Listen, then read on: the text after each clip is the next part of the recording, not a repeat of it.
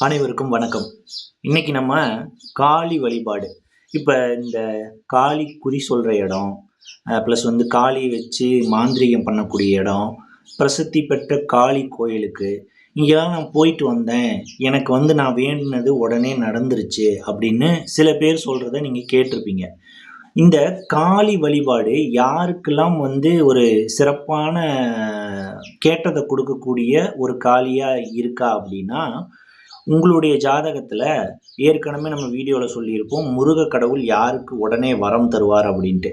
அதே மாரியே தான் இந்த காளி வழிபாடு யாருக்கு உடனே கேட்டது கிடைக்கும் அப்படின்னா, உங்களுடைய ஜாதக கட்டத்த எடுத்து வச்சுக்கங்க. நீங்க பிறந்த ஜாதக கட்டத்த. அதுல ராகு அப்படிங்கிற கிரகம் 20 டிகிரிக்கு மேல இருந்துச்சுன்னா, நீங்க காளியுடைய மந்திரமோ, காளியுடைய தகுடோ, இல்ல காளி குறி சொல்ற இடமோ, இல்ல பிரசித்தி பெற்ற காளி கோயில்களுக்கோ போய் நீங்க ஒரு வேண்டுதல் வைக்கும்போது, அது சடுதியில ஒரு 12 நாளு, ஒரு 27 நாளு, 48 நாளுக்குள்ள அது உங்களுக்கு கிடைக்கிறத நீங்க கண்கூடா பார்க்கலாம். என்ன?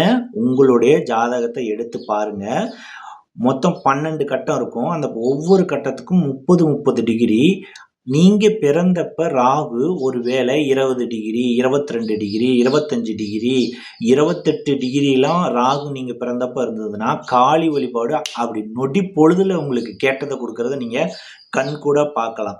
யாருக்கு இந்த காளி கோயிலுக்கு நடையா நடந்து, இந்த காளி குறி சொல்ற இடத்துக்கு போயி நடையா நடந்து கேட்டது கிடைக்கவே இல்ல அப்படின்னா, ராகு நீங்க பிறக்கும்போது உங்களுடைய ஜாதக கட்டத்துல 10 டிகிரிக்கு கீழ இருந்துச்சுன்னா, உங்களுக்கு வந்து அந்த காளி கோயிலுக்கோ, காளி குறி சொல்ற இடத்துக்கோ போயி நடந்து, நடந்து, நடந்து, நடந்து எனக்கு இது என்னோட வேண்டுதல் பலிக்கவே இல்ல அப்படிங்கிற ஒரு வார்த்தைய நீங்க சொல்லுவீங்க. ஆனா, ராகு 10 டிகிரிக்கு கீழ இருக்கு நீங்க பிறந்தப்ப அப்படின்னா, இந்த காளி கோயிலுக்கு, காளிய வச்சு மாந்திரீகம் பண்ணக்கூடியவங்க, பிரசித்தி பெற்ற காளி கோயில்களுக்கெல்லாம் வந்து கிட்டத்தட்ட வந்து நீங்க வந்து ஒரு 2 மாசம், 6 மாசம், 1 வருடம் இப்படிலாம் போய் திரும்ப திரும்ப கேட்டீங்கன்னா, கண்டிப்பா காளி வரம் குடுப்பா. காளிய கும்பிட வேண்டான்னு சொல்லல. ராகு 20 டிகிரி 20 பாகைக்கு மேல இருந்ததுன்னா, அவங்களுக்கு உடனே கேட்டது கிடைக்கும். ஆ சாதாரணமா கும்பிட்டாலே கிடைச்சிரும்.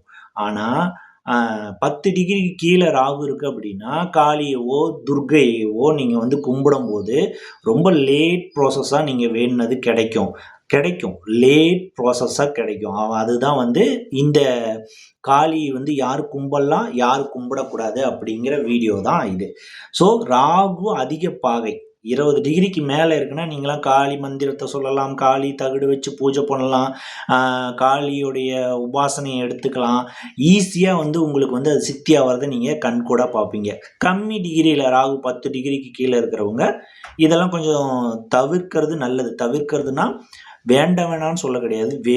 எனக்கு வந்து நெறைய டைம் இருக்கு. நான் நெறைய நாள் வேண்டி எனக்கு கிடைச்சா போதும் அப்படின்னு நெனச்சீங்கனாலும், நீங்க காளியோட உபாசனை எடுத்துக்கலாம். ஸோ, இப்போ உங்களுக்கு புரிய வரும்னு நெனைக்கிறேன்.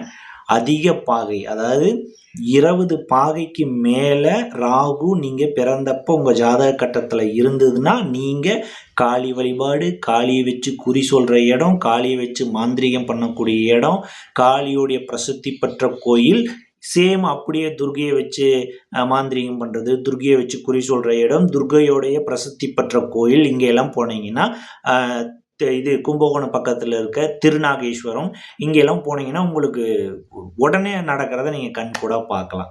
சரி, அடுத்த ஒரு தெய்வ வழிபாடு எந்த கிரகத்தோட கனெக்ட் ஆகுது, அது எப்படி இருந்தா நம்ம வந்து அந்த வழிபாடுகள பண்ணலாம் அப்படிங்கிறத நாளைக்கு வீடியோல சந்திப்போம். அதுவரைக்கும் உங்களிடமிருந்து விடைபெறுவது உங்கள் ஆதித்யா.